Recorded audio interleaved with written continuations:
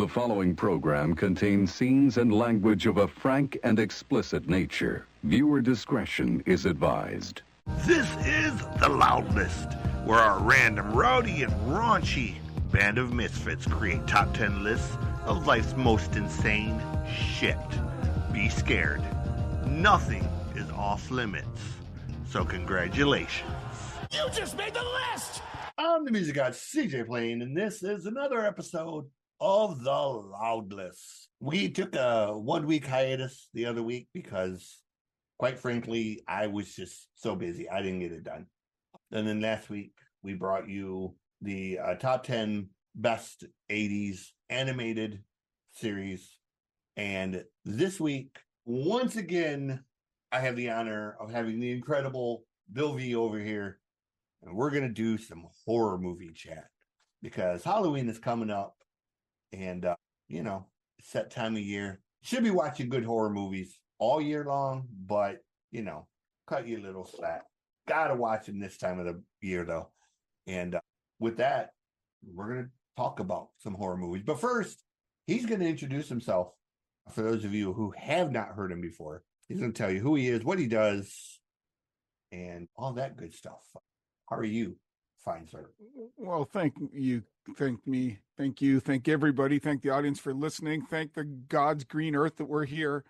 And let's get into this topic because anybody who hasn't listened to me before, my name is Bill Van Vagel. I've been for about 7 years now a co-host of the horror podcast Land of the Creeps. I also have my own podcast called Music, Movies, Sports, and Stuff, where we talk movies, sports, stuff, and music. And we get into all kinds of genres and all kinds of topics and all kinds of conversations. But to me, every day is like Halloween. It's none of these 31 days of October. I watch one every day regardless. I'm at just over 280 movies watched this year of all genres, but I think all but about 10 of them have been horror. 2025 films, but I've also watched silent era films. So I watch it all. I've watched thousands upon thousands of horror movies. I look forward to this topic, and Chris got us going on a good one here, so I can't wait to get going.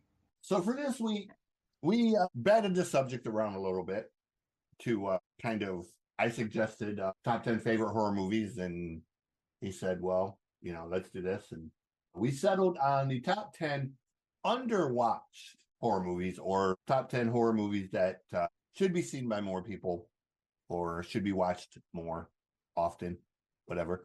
And I had about half of my list immediately because there were 5 movies on my list that I watch religiously, but I know they're lesser known movies and I've never really heard anyone else talk about them much.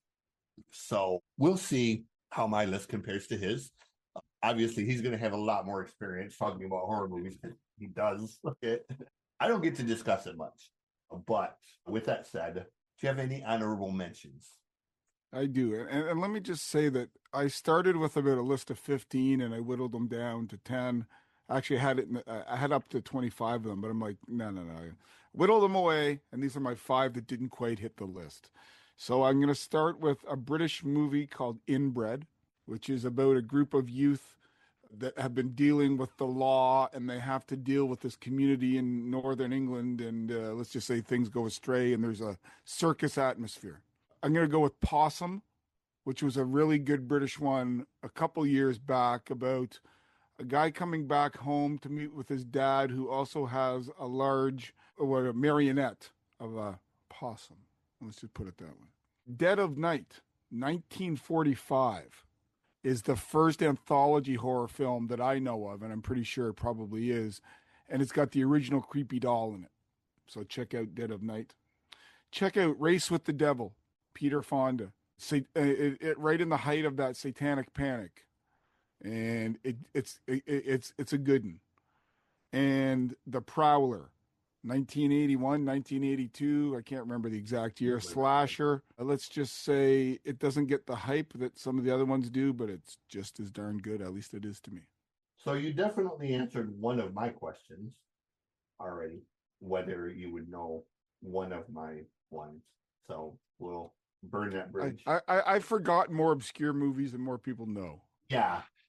And anyways, so I have 3 honorable mentions. One's is a little newer. Well, they're all newer-ish. My honorable mentions, the first one is a sort of a punk slasher horror psychological one called Green Room. Oh, Green Room. Yeah. Jeremy Saulnier. Randomed into that completely just by clicking around, saw that it had a skinhead theme, and thought, you know what? Always a good thing to see skinheads get messed up. So I considered that for my list. So the second one is a movie that just has some real wild weirdness in it. It's actually a horror western. It's a movie called Bone Tomahawk. Oh, there's a scene in that you're not going to soon forget. Couple of scenes. And then the third one is another punk themed horror movie. My buddy told me about it. And at first I wasn't that interested. It didn't really kind of sound like something I care about. Then he told me the title. And I immediately was like, okay, I got to see the movie just because of the title. It's a movie called Uncle Peckerhead. Oh, I love that film. I love that. He was telling me about the film, about, it's this emo punk band, blah, blah, blah. And I was saying, like, he's talking about it, and I was like, okay, yeah, maybe. And he goes, it's called Uncle Peckerhead. And I was like, okay, I gotta see it just based on the name alone. Like there's gotta be something either totally gross or totally cool if you come up with the name of Uncle Peckerhead. So, and if you like Uncle Peckerhead, check out a movie called Suck. Yeah. And have you seen that one? Yeah.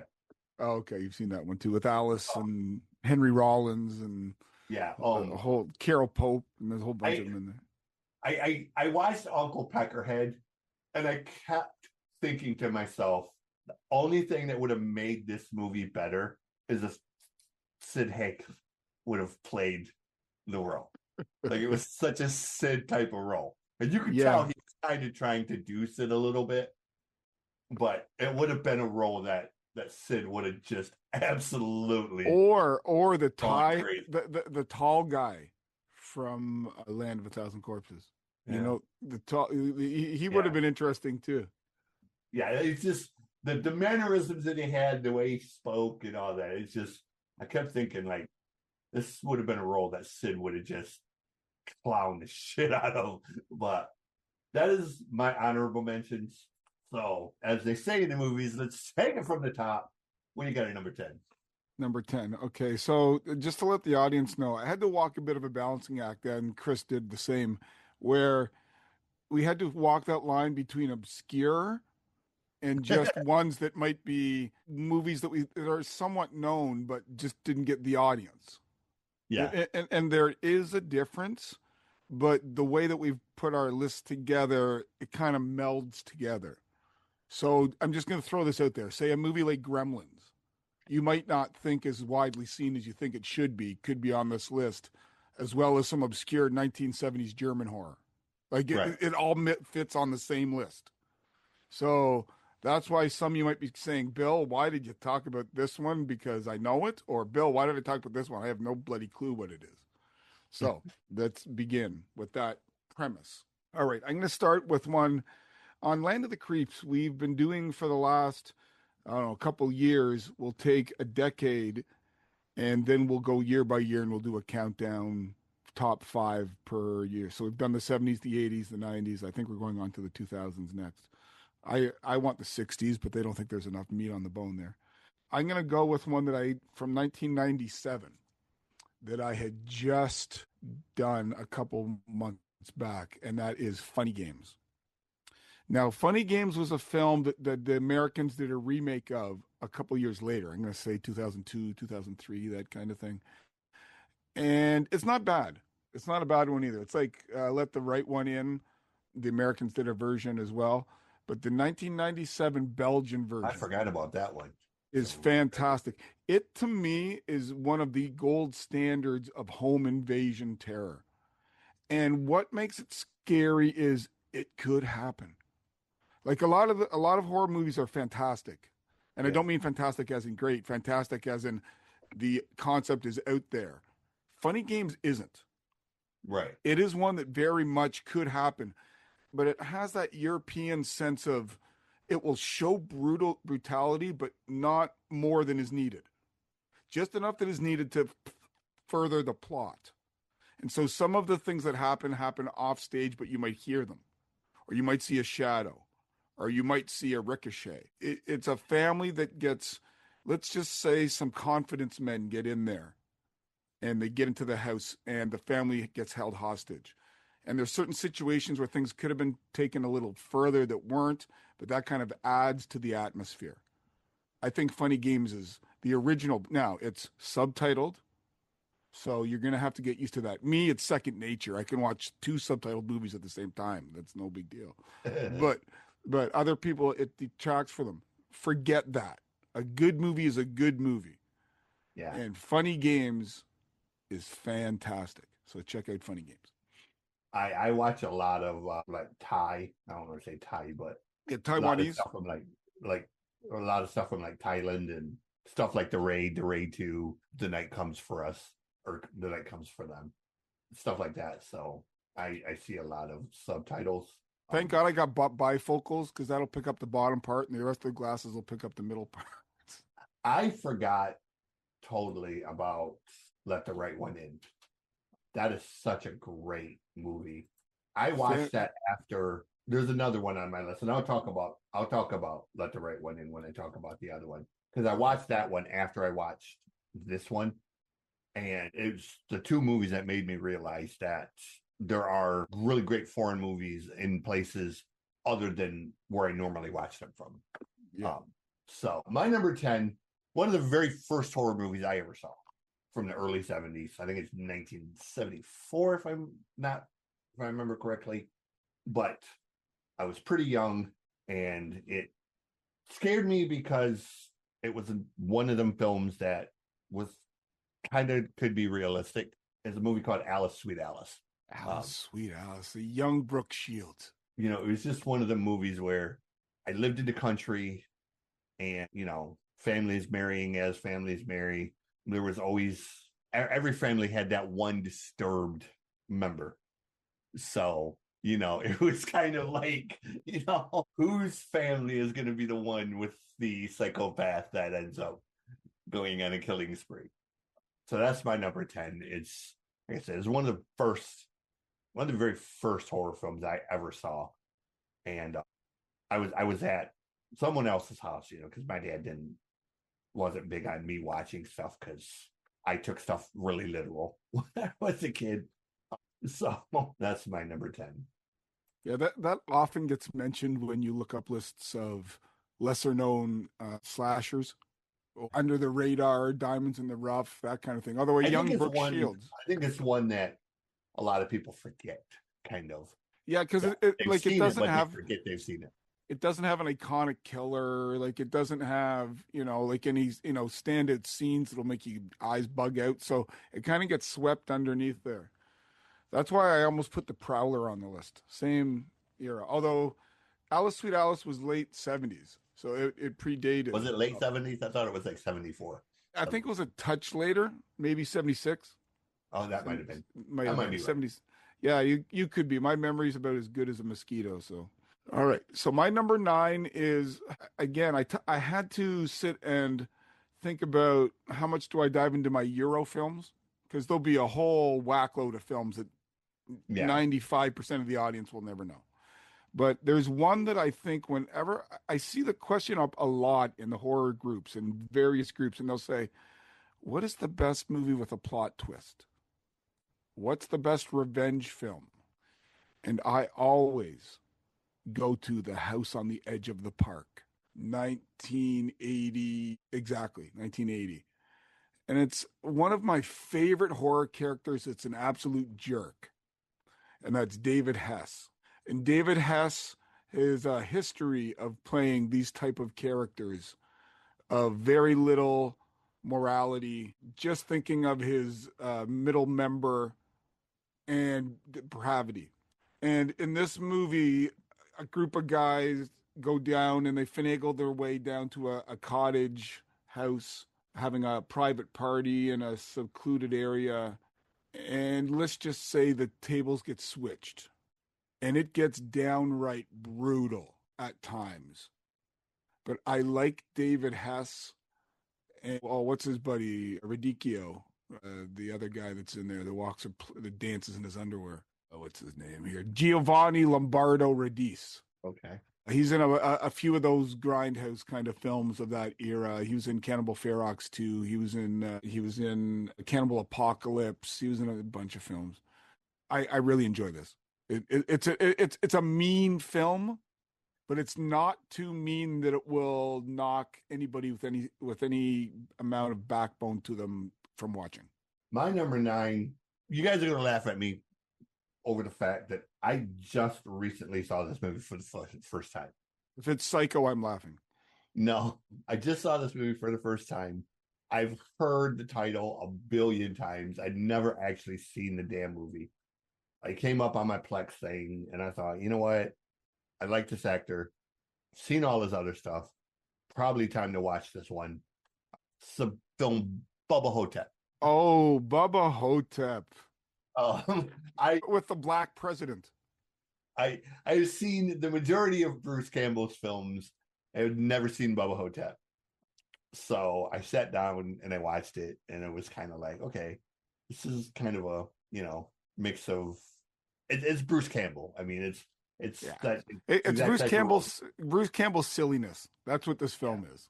Yeah. So, it was a decent movie, and I've never really I've heard the name a bunch of times, and I've never really heard anyone talk about it per se, or I've never actually seen a podcast episode where they actually talked about it much, other than maybe in passing.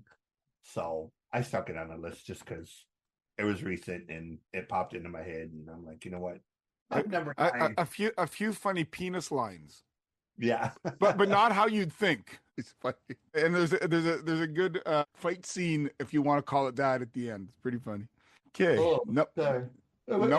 number 8 is one from one of the most powerful directors in Hollywood that not enough people have seen this film. And this was originally, what year is it? 72, 71, made for TV movie from Steven Spielberg called Duel. Duel? A business Duel, Duel. Originally, it was a made-for-TV movie, but I believe they lengthened it and released it theatrically in Europe. But don't hold me to that, but I think that's how the story goes. A business commuter is pursued and terrorized by the driver of a massive tractor trailer. It's directed by Steven Spielberg, and it stars essentially Dennis Weaver. Okay. And Dennis Weaver is a businessman driving home. It's a hot day, and he's driving the desert. I think he's out in Arizona or California, Nevada, somewhere out that way. And he's driving home. He's got his jacket on and his collared shirt. There's a guy in a huge 18-wheeler behind him and won't let him go. I saw this. Did you see this? It's kind of that. I think it's like he's driving like a tan New Yorker or something, right? Yeah, he's like driving like a Delta 88 or something like that. Yeah, like just one of those kind of. Yeah, it's like a convertible. Yeah, and it's on these, it's part of the American highway system, but it's not one of the major highways. You're only driving it to get from X to Y, and it's the isolation. Yeah. It's the lack. It's again another horror movie that's scary because it could happen. You could be driving that car and that bastard behind you won't let you go. And so Duel, if you've never seen Duel, check it out. I don't think, you could probably rate it G. No swearing, no violence, no nudity, no blood. I don't even think there's any blood. There's a car crash scene. There's some explosions, but it's just tense. And it might be the most tame film on this list, but it's also, if you've never seen it, it is one of the scariest. It's written by Richard Matheson, who did all kinds of horror books and screenwriting, and he did the one for Last Man on the Earth. That's Richard Matheson. Like, it's a quality writing. And Dennis Weaver, if you've ever seen McCloud, I mean, how much of the audience has seen McCloud? I don't know, but Right. but Dennis Weaver does a really good job. It's just any man. Like really, he's not, he's not a superstar. He's not a Bruce Willis. He's not going to go through the duct work to shoot somebody. He's just trying to get home. Yeah. I have seen it. I downloaded a movie pack from Internet Archives that had like 15 or 20 movies in it. They were like trucker and van ploitation movies, and it was one of them. And so you got a funny, you got Road Games, you got The Hitcher, you got Christine, I got like Vanishing Point. I got like all 6 of the movies that were made about, the van ploitation movies of the Shaggin' Wagon vans from the 70s and the 80s. There were like 6 major ones made, Blue Chair, a couple other ones. But I also had Duel. I had, I think, one called Highway to Hell, Road to Hell, something like that. Yeah. And a few other odds and end movies. Had Maximum Overdrive, which we won't talk about. That machine called me an asshole. Oh, but yeah, it didn't like click with me. And then when you said Dennis Weaver, I was like, that's the one where he's driving like the convertible through the desert. Yeah, kind of it's like a tan or a green vehicle. It's kind of like a tannish. Yeah. Tannish, like you said, a New Yorker or a Delta 88, something like that. Yeah. So my number 8, another movie I saw a while back. It was kind of a cute movie, and it had some good kind of horror comedy to it. I kind of like the premise of it. Small little idyllic town, 3 friends. One's a werewolf, one's a vampire, one's a zombie. Everyone's living under the radar until aliens attack. And they have to gang together to defeat the aliens. It is a movie called Freaks of Nature. I think I've seen it once, but it's been a long time. Yeah, it's kind of like it's a group of teenagers basically who take on aliens. It has a lot of Jonah Hill type humor in it. Would you call it a teen film? I don't know if I'd go so far as to say it's a teen film. It's a teen-centered film, but it's got situations in it that are definitely more adult, and it's got like good, slasher type. It's got a lot of like 80s slasher type stuff as far as the kill scenes and all of that. It's kind of a throwback film a little bit.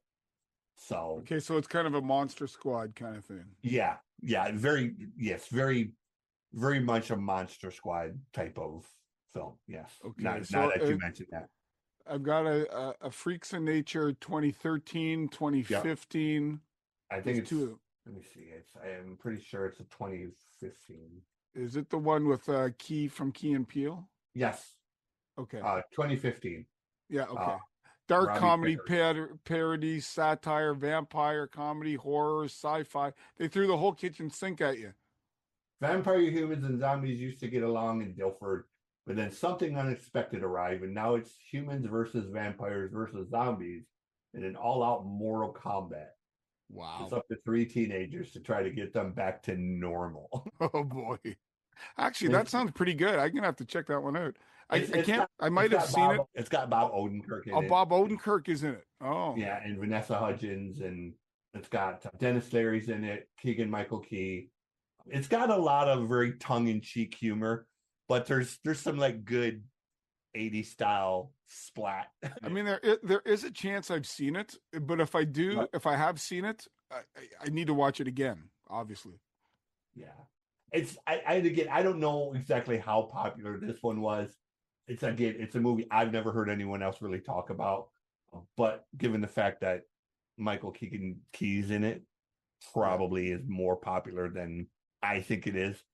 But cute movie. No, I can tell you it's not. It's at least on our podcast, it doesn't get brought up very often. So yeah. So number 7 for you. Get on you, digging up one. I'm going to go with one that's close to my heart. Being Canadian, I have a soft spot for Canadiana films. But secondly, I like a really good, dark, deep torture porn. And this movie is kind of the grandfather of that. And that's 1997's Cube. And Cube is about a group of people that get kidnapped but zapped from their existence where they are, and they're thrown into a maze that's literally a 3D cube. And they have to do these series of tests of strength, of wits, of knowledge, of you have to be calm, you have to be able to do it under pressure to get through this maze without getting eviscerated, without getting sliced in half. It's very claustrophobic. Everybody's in a small set. I think my good buddy Hugh Lloyd described it as if they had any money left over, they used every last dime because they milked that set for everything. You'd flip around a few backgrounds or a few of the walls, and then you got your next stage. And it's this group dynamic. It's the not knowing who's going to survive, if anybody's going to survive, how they're going to get killed, if they're going to get killed. It's very quote unquote Canadian. You can tell it's not a Hollywood polished product. But if they had an extra 50 grand, who knows how much better it would have been, I love a small space horror film. And this is a small space horror film. So I don't know if you've seen it, Chris, or no? I have not seen it. I've seen trailers for it. I've seen people talk about it, not like podcast wise, but I've had like friends discuss it when we're discussing films. But I've never. I think it has like Jennifer Lopez, right? No, it has nobody that you'll know. Okay. Yeah, that was The Cell. Was it The Cell? Yeah, I think that's that's the one I'm thinking of is The Cell. Yeah, that one I saw in the theater. It's like 96, 97, 98, that kind of. No, Cube. I may not be thinking of Cube. I may be thinking of Cell. Yeah, the biggest name on Cube, Julian Richings. Okay. Wayne Robson. Like it's not, and it's maybe like 90 minutes. It's literally an hour, 30 minutes. So it's possible people listening who are sci-fi fans that aren't horror fans have seen this, because it's you could also take it from the sci-fi end of it as well. But yeah, enjoy. If you haven't seen Cube, check her out. My number 7, I watched this movie mainly because of who the big star is in it. I really don't know how to describe this movie other than it has a lot in common with my number 1, and it's pretty much just sort of a splatter film. I love a good splatter. Yeah, totally crazy premise, but it works, and there's some really great kill shots in this film. It's definitely a low budget film. It's never going to be accused of. It would fit squarely in the Lloyd Kaufman trauma style. Oh, it's funny. Tonight I saw the new Toxic Avenger. Oh, and Lloyd's got a cameo in that. Yeah, I don't. I won't spoil anything. Peter Dinklage. Peter Dinklage is pretty good. He's pretty good. Anyways, continue. Anyways, my number 7 is a movie starring Robert Englund. It is called 2001 Maniacs. Oh, 2001. This one with Robert Englund. Yeah, is it England? Oh, yeah, England. Robert Englund. Yeah, that's the remake of the Herschel Gordon Lewis film. Yes. Yep. Is it a remake or a sequel? I kind of got the impression. Oh, well, no, okay, not a remake. I would say it's a like continuation of the story. Sequel. Yeah, like a continuation. Yeah, it's like the hillbilly universe. Yeah, so basically a bunch of college kids from Florida who get sick of everyone coming to Florida for spring break decide to break with tradition and go north. Along the way, they wander into a southern town of doing a Confederate celebration, and part of that celebration is killing Yankees. So the whole town is basically full of serial killers who are Confederate, whatever, and some cute lines, a lot of splatter. Just one of the movies you kind of watch it just for the. You watch it for the lamb for the slaughter. Yeah, you kind of watch it just to see the many different ways that they kill these. Yeah. You look for lots of cleavage, over the top kills, and just fun. And the Florida kids are really obnoxious. So kind of about halfway through, you kind of start cheering for the Confederates just because. Have you seen the original 2000 Maniacs? No, I haven't. Oh, In looking this up, I didn't realize there was one before. okay. So now that I know that, I'm like, okay, now I'm going to have to go back and watch that one because it's 30 years earlier. It's low budget as well. Herschel Gordon Lewis was the godfather of gore. So yeah. So yeah, that's my number 7, 2001 Maniacs. And Yeah, there's a third one as well. There's a sequel. Oh, it is. I didn't realize there's a third one. Is there a third one? Yeah, it's called, because apparently in the next one, because of all the news coverage, blah, blah, blah, nobody comes south. So they take their circus on the road and end up in Minnesota or in Iowa at a corn festival and end up killing all the. So, it basically turns on 2001 Maniacs meets Children of the Corn. So I haven't seen that one though. I downloaded it to watch because I thought if I'm gonna watch one, I might as well see the other. So yeah, start with the original and then work your way down. Okay, so my number 6 is one that it's on Tubi, and I found this film by pure accident one day years ago, but I've gone back to it many times because it's dark. It's dark, and it's about it's about bullying. It's about brotherly love.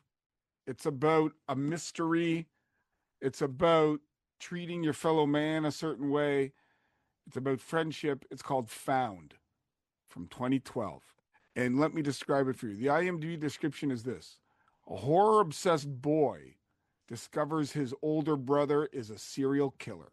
How he finds out, I'm going to leave it to you. There's a subplot where the one boy, the younger brother, has a friend who's a horror friend, and they watch a movie called Headless, which is brutal. And it's another film that you can pick up and rent called Headless. And it's a gore fest, and they're both gore friends. But he's getting beaten up at school. He's getting picked on. He's getting bullied, and the brother gets back at his bullies. And then there's a clash between the oldest son and the dad and the parents. And the one thing that bothers me in films are those death screams. And you get a couple death screams in this. Like if you've seen Rituals, if you've seen I Spit on Your Grave, you've heard those death screams.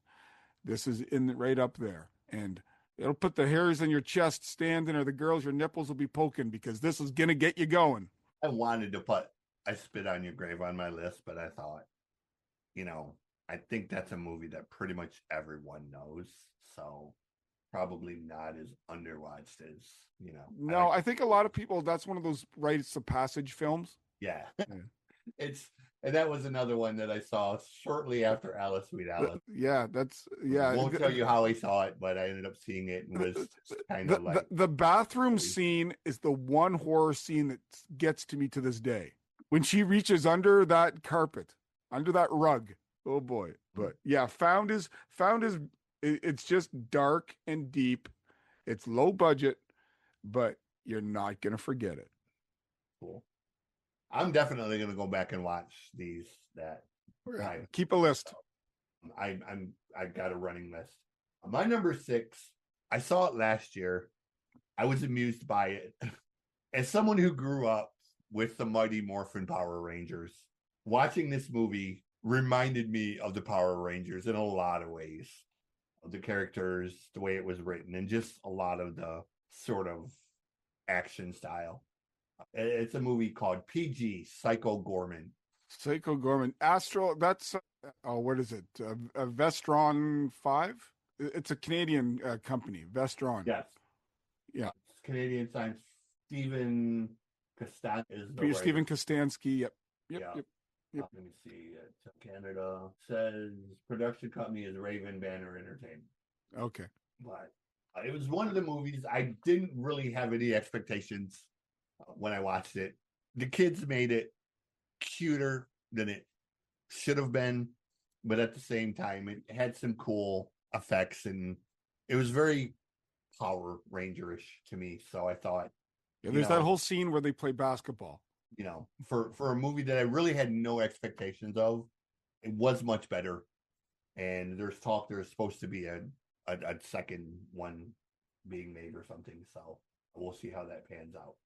Yeah, that one's you're either gonna love it or you can't stand it. It's one of Yeah. those divisive. Yeah, I mean, to me, I didn't mind it. I wasn't a big fan of the some of the Japanese anime and all that stuff that has that accentuates that.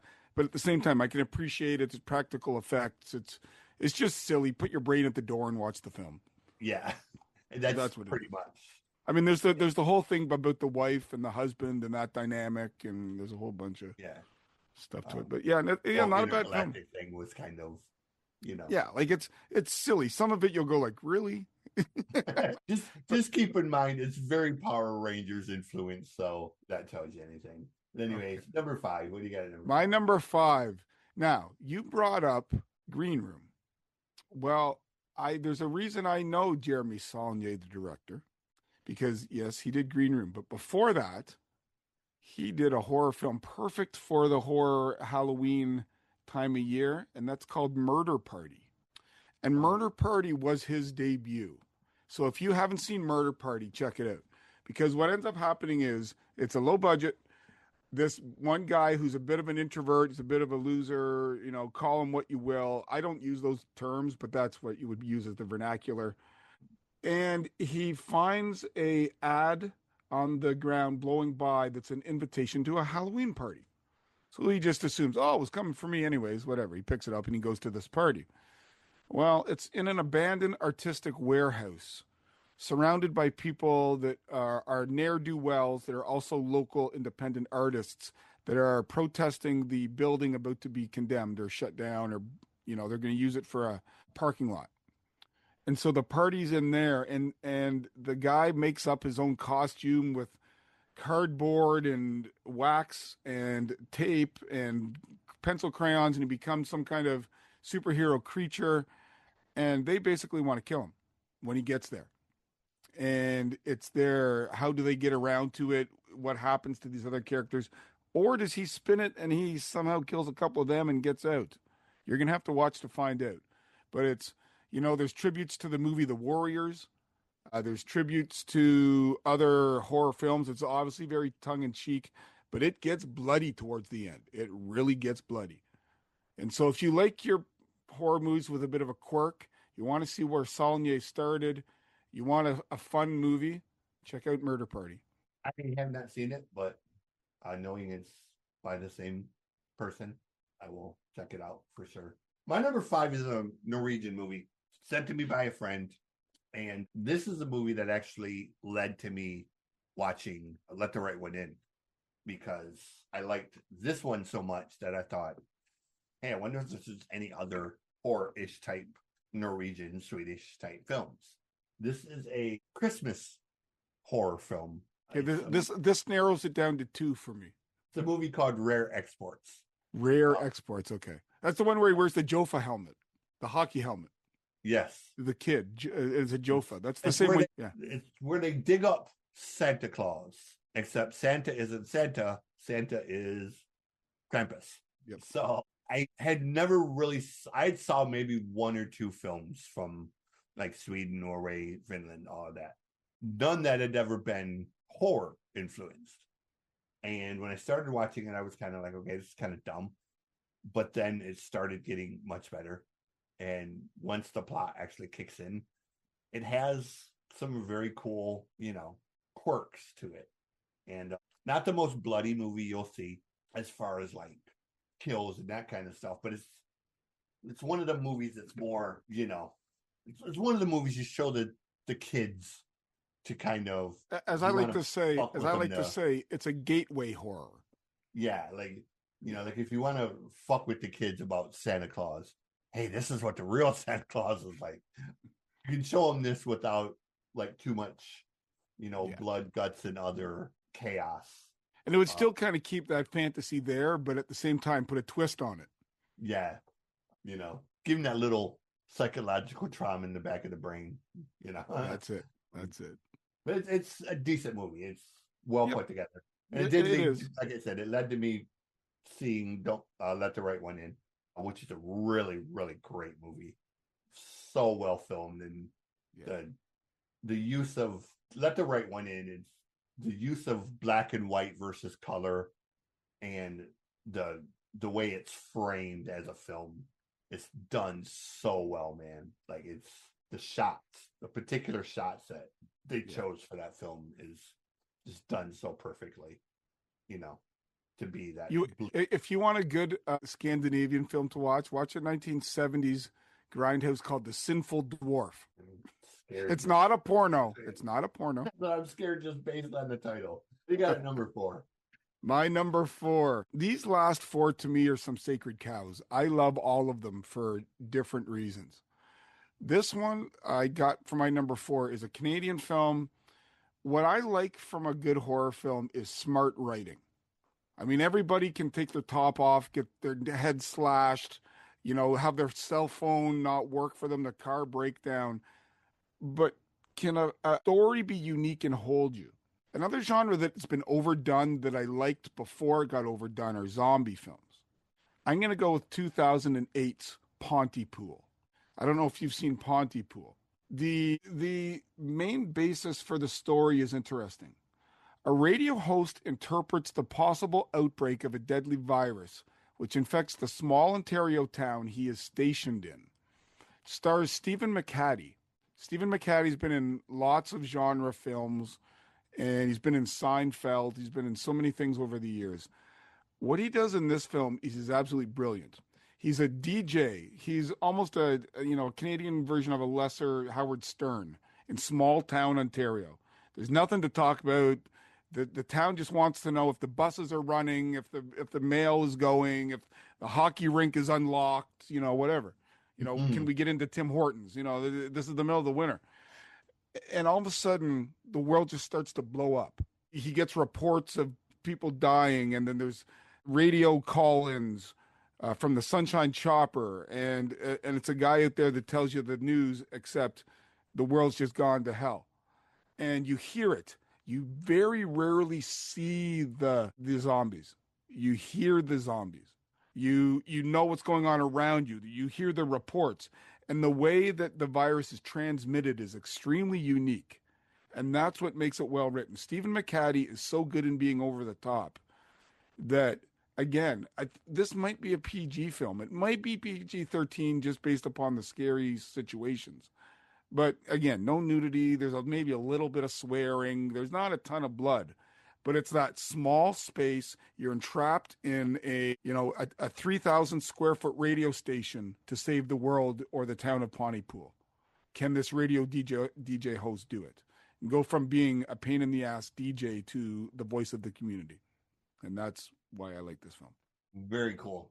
I was going to say the actual Pontypool is about 45 minutes from my house. And the only zombies I ever see are people lined up at the coffee shop.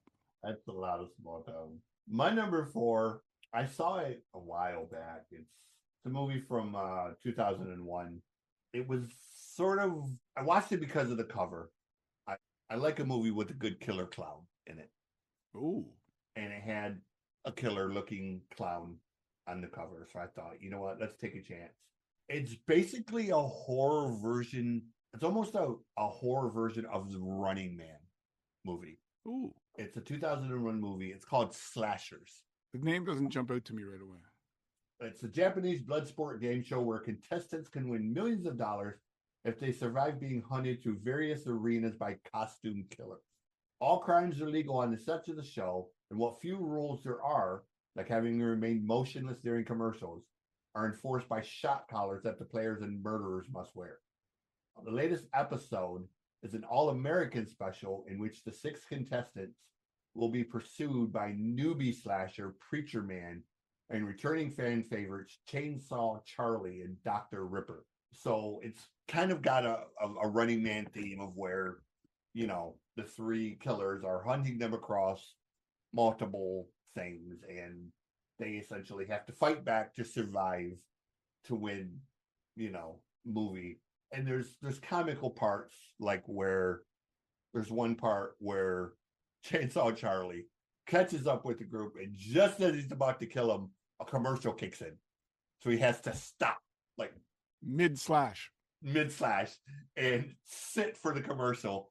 And of course, they can't move because they're all wearing shot collars. So he has to wait to kill them, and they have to wait to be killed without moving So there's like some cool kind of, silliness involved in it. But it ended up being a pretty enjoyable film, kind of a cross between Running Man and Battle Royale, the Japanese film. So definitely one of the movies, turn your brain off to watch it. It's, a fantastical type movie. It's not a realistic type of movie in any way, shape, or form, or at least you would hope. But, it's a cool 90-minute film that has some cool stuff in it. And, I had fun watching it. I'd probably go back and watch it again. So Awesome. I honestly had never heard of this one. I'm glad to put it on my list. If we do the year 2000s in the next year, I'll be doing February. I'll be doing 2001 in February. So I'm definitely going to watch this one. That's for sure. I just hope I can find it somewhere. yeah, it's not hard to find. As far Okay. as I know. Well, then that means it's probably on YouTube, which means I can probably find it there. All right. So I my think number. originally I watched it on Tubi, if I remember. Oh, Tubi? Yeah. Well, between Tubi, Fossum, YouTube, Daily Motion, one of those, I'll find it. And I know a little bit of the gray sites that, those shall not Right. be mentioned. My number three is there's a sect of horror films that originated in Italy in the mid 60s till the early 80s called Giallo.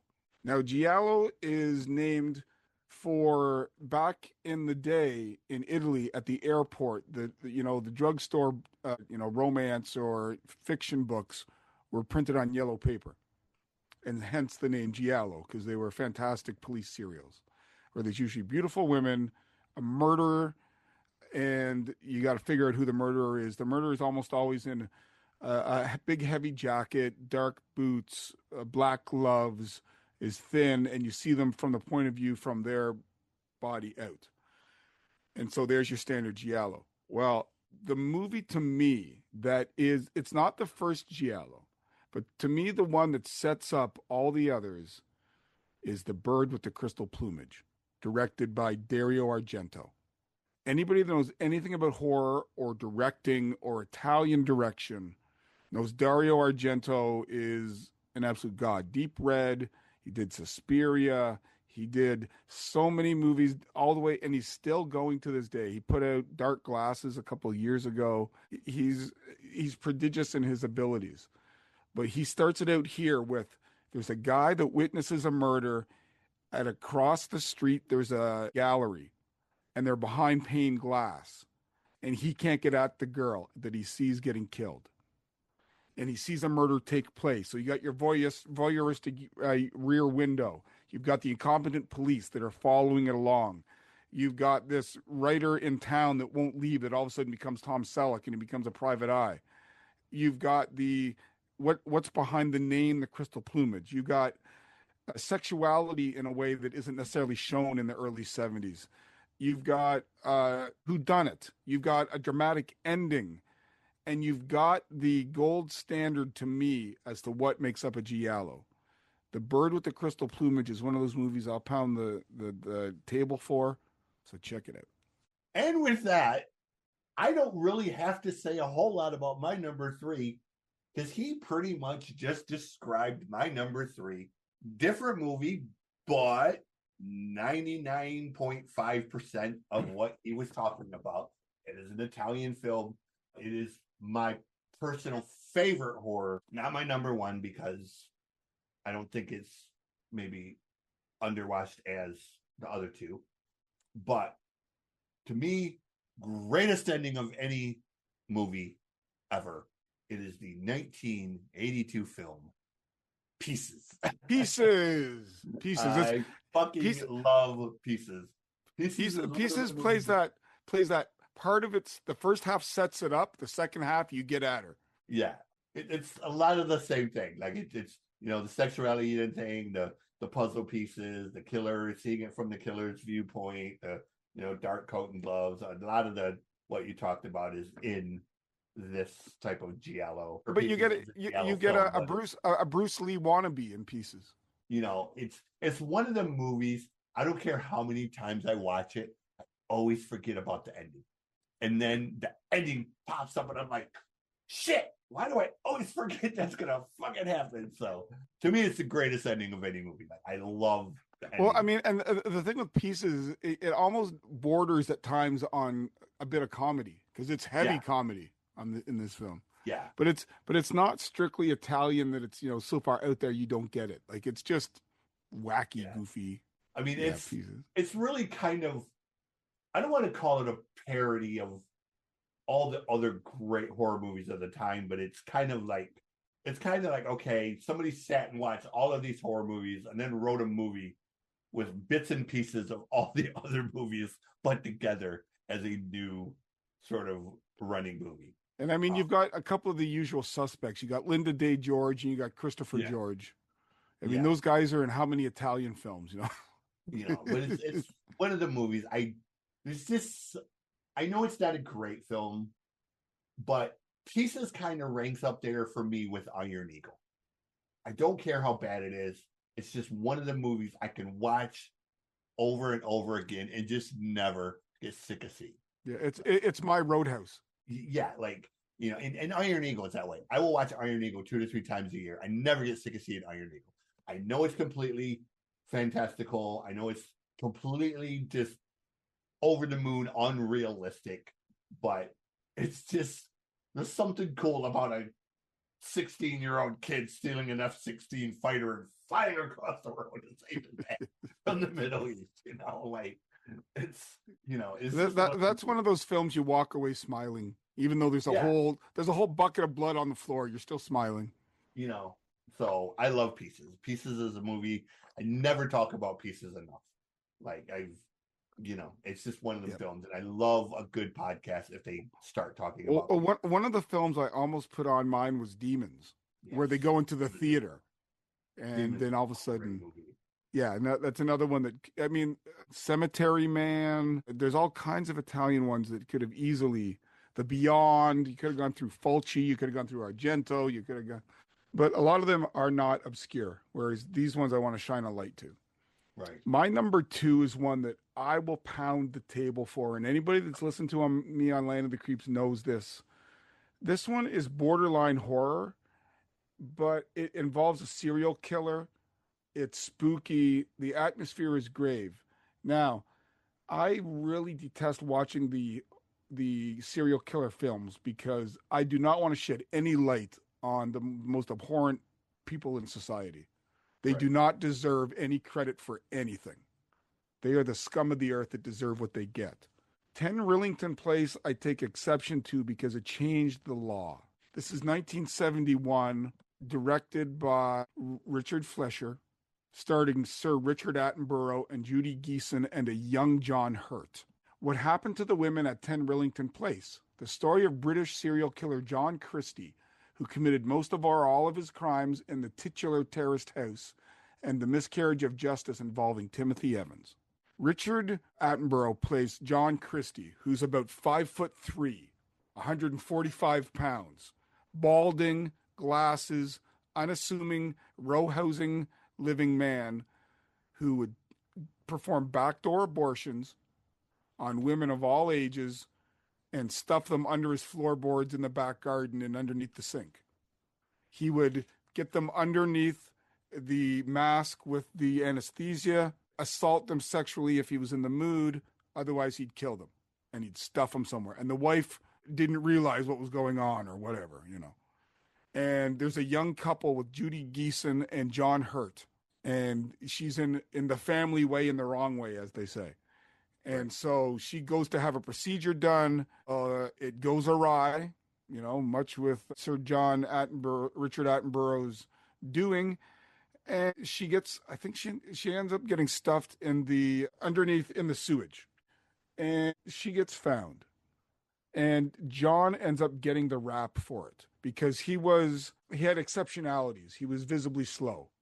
And he took the rap. He was dim-witted. He was killed, and they repealed the law as a result of this case.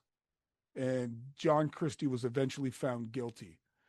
But Richard Attenborough plays him so well. You just hear the accent and I mean, this is a guy that, I've read about him. He would keep in a snuff box the pubic hair of his victims. Like this, we're talking about that level of depravity. But he had just a little bit of knowledge of the medical workings to be able to do this. And he was so unassuming that he got away with it for years. So check out 10 Rillington Place. Cool. Speaking of British and killing, let's take a moment to, I know this is going to be very rude of me to say, but I don't care. Let's take a moment to celebrate the passing of Ian Watkins, who rightfully got what he should have got 12 years ago. Let's just say it's natural justice. Yes, when you're speaking of, Ian wasn't a killer, but when it comes to true scumbags of the British or, type, I would put him up to among the worst of them. His level of depravity reached new levels. Yes. So while I normally would not celebrate the death of another human, there are those certain human beings who simply need to be wiped off the face of the earth. That's how you handle them. Yeah, there wasn't a big outcry. Yeah, no, there wasn't. So with that said, my number 2 is a film. I saw it way back when it first came out. Didn't see it again for a number of years. Then I was on watching something about 3 months ago, and it popped up again. And I thought, oh, I remember that film. Let me go watch it. And it was just as stupid, but just as good as I remembered it. One of them 80s films that is so bad it's good. That could be half of them. Yes. But this particular one had a really kind of a different premise. Most had serial killers that were Jason-ish or Michael Myers-ish or whatever. This one had it was the depraved doctor type.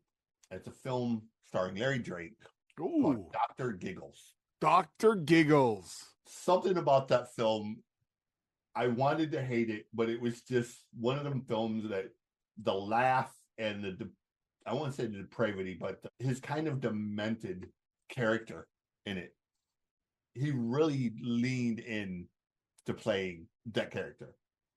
And this was filmed right after he had played, basically the autistic character on LA Law. So it was quite a change to go from the sort of autistic-ish character to playing this demented dentist doctor dude. So I have a soft spot for Dr. Giggles. And, yeah, I remember seeing Larry Drake as Darkman. Yeah. In theaters. But he's been in a lot of genre films, and he always does a good job. It just kind of I find that he doesn't overact per se. He just acts to what's needed. Yeah, Clifty Young was in this. Kind of, he leaned pretty hard into the dementedness of it, and it has almost a Rodney Dangerfield type of. Well, it's very much tongue in cheek. Yeah. Very much. So it's one of the movies where, again, if you're a fan of that era of horror films, probably like it. If you're a fan of newer films, probably not gonna like this one as much. But it's one that if you like slashers, but you haven't dug that deep, you might want to check this one out for sure. Yeah, it's definitely one that doesn't get mentioned nearly as much, and it's a fun film. It's fun. My a different watch. It's a good watch. I got a really good buddy, Gary, who every time he says, that's not a real horror. A real horror is Dr. Giggles. All right. Yeah. Dr. Giggles. If anybody hasn't seen Dr. Giggles, it's a blast. Get some popcorn, sit with your girlfriend, watch this movie. It'll be, All right. So my number one, my Neil Peart intro is one that has my all-time favorite horror actor. And it's one of his that doesn't usually get brought up. He has many other films that, for whatever reason, get more spotlight, and they're not bad at all. But I happen to like this one, and that's Mr. Vincent Price, and that's 1973's Theater of Blood. I love this film. It's about Vincent Price plays an actor, Sir Edward Lionheart, who was a Shakespearean actor, and that's all he did. And he never felt he got the approval of the critics that he should have. And so I guess within London or within England, they had a series of awards for people on the stage. And because he kept playing Shakespearean actors, he kind of got overlooked. And he eventually committed suicide, or did he? And let's just say the judges to the awards start disappearing in fantastical ways. And they're so inventive and they're so creative. And you can tell that Vincent Price is just having a blast. And he's been quoted saying it's the movie he had the most fun making. So, Theater of Blood, it's got the great atmosphere. It's got the campiness that you're used to with Vince, but done in the best of ways. It's got a very dramatic Corman-esque ending. It's got some really good stage characters. It's got Ian Hendry. It's got Diana Rigg. It's got Robert Morley. It's got Coral Brown. These are all people that if you are into movies and cinephile, especially British movies around the mid-century of the 20th century, you'll know those names. There's a scene with Robert Morley involving a dog that you're not going to forget. I absolutely adore Theater of Blood. Anybody that hasn't seen it, please, please, please, from Uncle Bill, check this out. I have not seen this one. I've seen a lot of Vincent Price, but yeah, this one was around the same time as Dr. Phibes. You know, Vincent was very prolific during his life, so there is a lot of Vincent Price stuff to watch. Yeah, I'm narrowing it down. I think I'm down to 2 of his horrors that I still have to see, but he did a lot of westerns. He did a lot of not giallos, but police procedurals back in the 30s and 40s. He did a lot of that kind of stuff. And then he got into the horror and it kind of took off from there. Yeah. So my number one is a movie. A buddy posted it. I loved the cover of it. So I rushed out to find it. I found it. I watched it. Was completely shocked and appalled by it. Just kind of how gross it was. some of the scenes. And then proceeded to forget it. And when we brought up this list, I was like, I want this as my number one. Not think of the goddamn title of the film. So I went back to my buddy and I said, hey, got a question for you. About 4 or 5 years ago, you posted a film. You saw it at a Comic-Con and I described it to him and he's like, I don't remember that at all. And I was like, God damn it. I'm on Google. I'm searching every possible way I know to search. It keeps coming up with the same results. It's not the one I'm looking for. And he goes, tell me more about the film. And I tell him more. And I was like, I had a really colorful cover in blah, blah, blah. And he goes, oh, I know what it is. And he goes over to his thing and he pulls it out. He goes, it's this one. I said, yes, that's it. That's the one. It is the 2011 film. I think it's 2011. Yes. You mentioned it in your honorable mentions. It is a movie that is grotesque, has some of the sickest and greatest kills in a horror movie. It is the English movie Inbred. Oh, you chose him. I literally had it on that line this morning. I took it off for Funny Games. Yeah, I when I saw the movie, it wasn't quite as gross as, say, Hostel or some of those movies, Sarajevo movie. But for the type of movie it was, there were some spots where it was really fucking gross, and I was kind of sitting there going, like the part where they tie him to the chair and pump him full of shit, and his, I like the elephant stomp. There were a few spots where I was kind of holding my tummy, like that's really fucking gross, but at the same time, you're kind of like, that's actually a really great fucking kill scene, like a lot of originality in this one. I mean, you've kind of seen the premise a few times, but, the city kids go up to do community service, end up basically setting off the town folk, which are the inbreds, and they turn it into this circus type of, like you said, this sort of circus type of thing of... It's not often you see blackface anymore. Yeah, there's so many aspects of this movie that will gross you out, shock you, or just appall you. It's really one of the movies, like, when you watch it, you're going to want to talk about it because it's just got some great, and I've kind of waited for there to be a part 2 or a second part. Nothing's come of it. But you could make a part 2 that's completely unrelated to the first one, just with the same basic kind of premise. Right. And that's why I said it's loosely related to the 2001 Maniacs. It kind of has that same premise of strangers coming to town, townspeople. But what I like about it is it holds out hope right till the end until it's dashed. Right. Yeah, it's very much like another movie I could have put on here, Wolf Creek. Yeah. Where the good guy don't win. Oops, is that a spoiler? That's a spoiler. But Inbred is just one of the movies.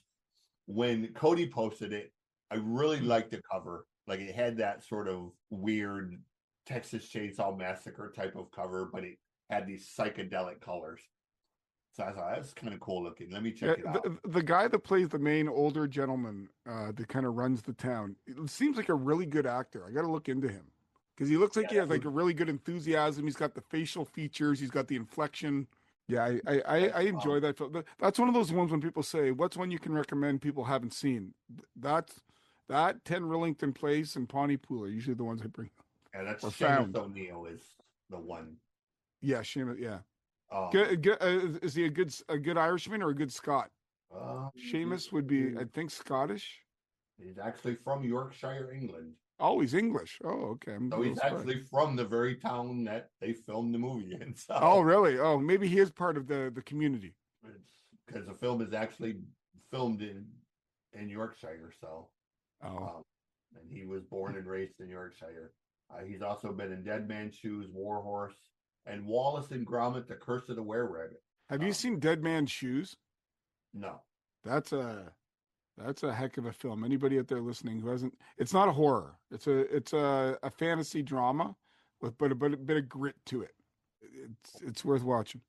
But yeah, my number one is Inbred, just because I promise you it's one of the movies when you see it, you are going to want to talk about it. Like, but it may be kind of gross, or a friend or whatever. But it may be kind of gross, but it's also kind of fun. It's a fun film. It really is. It is. That's what I'm saying. Like, it's one of the movies that will kind of gross you out and appall you, but at the same time, you're going to be impressed with the originality of the originality. Well, and the thing is, it is over the top in some ways, but it's also very subtle in other ways. Yeah, like it's got that very British, department. The way that they think. It's got their, the way that their fabric of society is. It's very much that way. It's not Hollywooded up at all.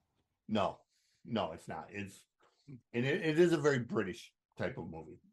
And so it was one that, like I said, as soon as you said underwatched horror movies, I knew what my number one was. I just could not remember the name of it. So I immediately went to Cody, and it took us the better part of like 6 or 8 hours of going through ChatGPT and Google, typing in English movies with a serial killer town, English movie about a cannibal town, and it kept coming up with the same set of movies. And it was like, that's not it. That's not it. That's not it. Yeah, what's the one where the guys go up for a stag, and it's zombie women, and they all go to they got to survive this town of male haters that are zombies. I forget which one. I have to look that one up. There's another British one like that. Yeah, eventually we found it. It was Inbred. I was thinking, for some reason, I thought it had the word skin in the title. Like I was remembering it as like skins or skinheads or there was Walker or something like that. Yeah, I was going to say Skinwalkers was out around that. Maybe it was late 90s. Yeah. But anyways, it's Inbred. My number one by far. Perfect. Dr. Giggles and Pieces are the other two that I will, as he stated, I will pound the table over, just because I love them. But if there's any that we left off, and there's tons that we left off, let Chris know. Let us know. Yes. What one would you have put as your top 3 underseen or maybe underrated horror films? Yes. It doesn't have to be any particular genre. It doesn't have to be any particular actor. Just whatever makes your skin crawl. Yeah, because as much as we like to think we know it all, there are always those movies that will fly either over or under the radar, and you just don't have enough time in the day to. Like one of the ones I almost put on my list was The Cabinet of Dr. Caligari. The Captain of Okay. Dr. Caligari is 1922 or whatever it is. It's a Right. silent film, but it's so good. Yeah. And then if you want to go a little bit, 15 years later, you got Dracula, and you got Frankenstein, and you got the Universal horrors. Then you get into the Hammer horrors. Then you get into the Giallo. Then you get to the Texas Chainsaw Massacres. Then you get into the Satanic Panics. Then you get into the slashers. It's like you can take it as deep as you want. Yeah, for sure. Any email that you guys want to send my way, any comments, any of that, is riotonthesetmedia@gmail.com, RIOTONTHESET media@gmail.com. As always, you can find me all over YouTube as the Music God Reacts. The Noise Report is being retired. Devil's Night, October 30th. For those of you from the Midwest, you will understand the concept of Devil's Night. The rest of you will probably say, what is Devil's Night? Look it up. We are debuting the new podcast that replaces that is called the Mosh Pit Manifesto. All punk, all metal. We're going to do cool interviews, shorts, and other cool stuff. We're going to have merch. We're going to have swag. We're going to have hats, stickers, and other cool stuff with the logo. And with that said, where do they find you, fine sir? Well, I just want to thank you, Chris, for letting me come on. It's always a blast, and I'm sure we'll figure out something for next time. Whatever pops into our head at that particular time, and isn't going to keep us up at night. Anybody that enjoyed me or didn't enjoy me, either way. But if you want to hear me, check me out on the Land of the Creeps podcast. We're on all your major podcatchers, Spotify, Apple, etc., etc. Check me out at Music, Movies, Sports, and Stuff, where we talk about pop culture, sports, movies, and everything in between. I'm on all your podcatchers, both Land of the Creeps and Music, Movies, Sports, and Stuff as Facebook groups. We're all over the internet. Check me out. Send me an email. I'm not tough to find. With this last name, I get it butchered all the time. It's easy to find. So thank you, everybody. And if you do have any ideas, shoot them over. If you have any movies we missed, go ahead. I'm sure somebody's screaming and saying, Killer Clowns from Outer Space, Killer Clowns from Outer Space. I just thought that was too popular. Anyways. Garbage Pails movie. Oh, the garbage. Who here likes all the Gremlins knockoffs? Like, all the Munchies and all those ones. Ugh. Yeah. Anyways. Tremors, all the Tremors films. Yes, Anyways. Chud, Critters. Let's be good people. Let's stay sane. I know everybody's going through a lot of crap right now. Let's just keep our eyes on the prize through the forest, through the trees, and enjoy yourself. Elbows up, everybody. I'll finish it. Be well. Treat each other with kindness. Remember that music heals.